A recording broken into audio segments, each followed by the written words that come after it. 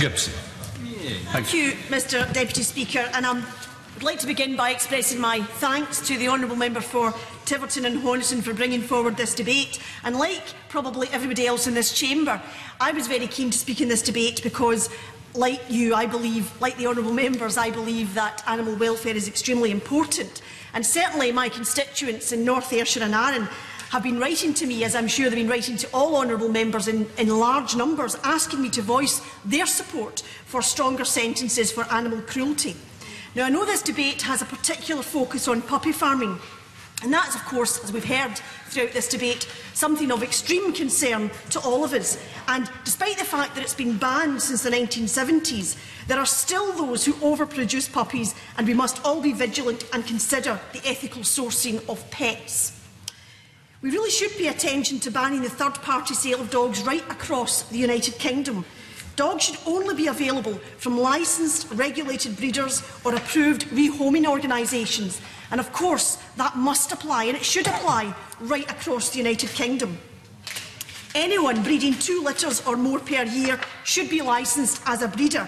And this is in fact two litters fewer than under Scots law at the moment, so that's something that really should be looked at. Animal welfare is, of course, devolved to the Scottish Parliament, but it's something I have called for in this place and outside this place for sentences to be stronger. Wilful cruelty to animals is simply unacceptable in a civilised society. And the Scottish Government will continue to legislate to improve animal welfare, and a consultation on offences and penalties under the Animal Health and Welfare Scotland Act of 2006 will be held before too much longer. And despite there being different laws in England, Scotland and Wales, there are areas upon which there is huge amounts of common ground. The Scottish Society for the Prevention of Cruelty to Animals is unique among animal welfare charities in the United Kingdom because it is a reporting agency to the Crown Office, and this means that its investigators are authorised to enforce the Animal Health and Welfare Scotland Act of 2006. The SSPCA helpline received 241,403 calls, and their inspectors and animal rescue officers attend a record 80,944 incidents last year.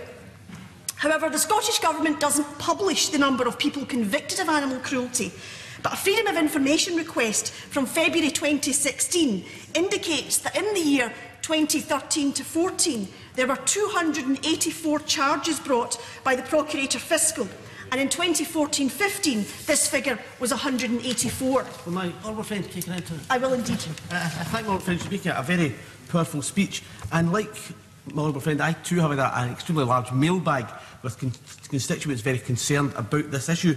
And we've heard an awful lot today about puppy farming. What we haven't heard, I don't think, is an awful lot about organised dog fighting. And would you share my concern that there are organised dog fighting gangs in operation throughout the United Kingdom, and that penalties and sanctions against these people should be much stronger, much harsher than they currently are? Absolutely. In fact, we have had a debate in Westminster Hall on this very issue, and I think, again, like general animal welfare issues, it's something upon which all people in all parties can unite, because this is a despicable practice and is an example of the most horrific cruelty, purely for the purposes of making money.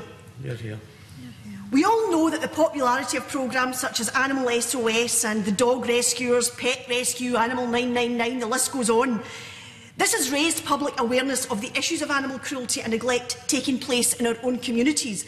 But we must continue to be mindful of the crime of animal cruelty. It is a crime, and it's a serious crime in our own neighbourhoods. Governments must lead by example, and I'm proud that the Scottish Government has confirmed a host of new measures to improve and protect animal welfare, such as tough new regulations on the use of electronic training collars, the prohibition of electric pulse, sonic and spray collars unless under the guidance of a trained professional such as a vet, a ban on wild animals and travelling circuses, tough action on dog fighting, and taking action on irresponsible dog ownership included.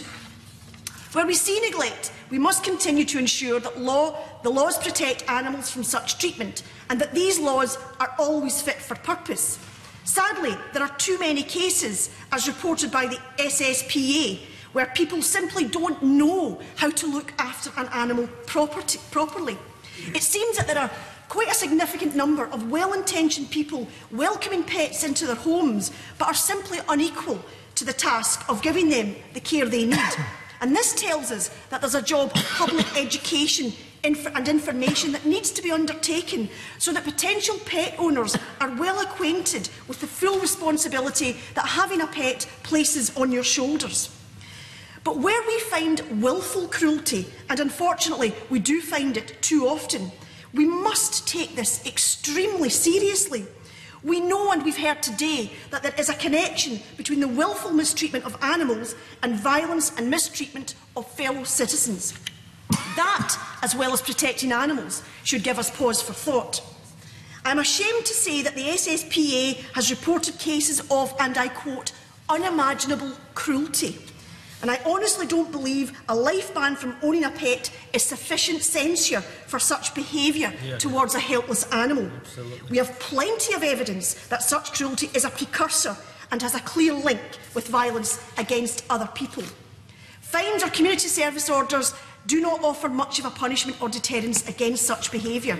Cases such as deliberately starving an animal to death, knowingly not locking an animal in the boot of a car in soaring temperatures in the full knowledge and understanding it will not survive such treatment, and other horrible examples we've heard today must surely be eligible for a custodial sentence.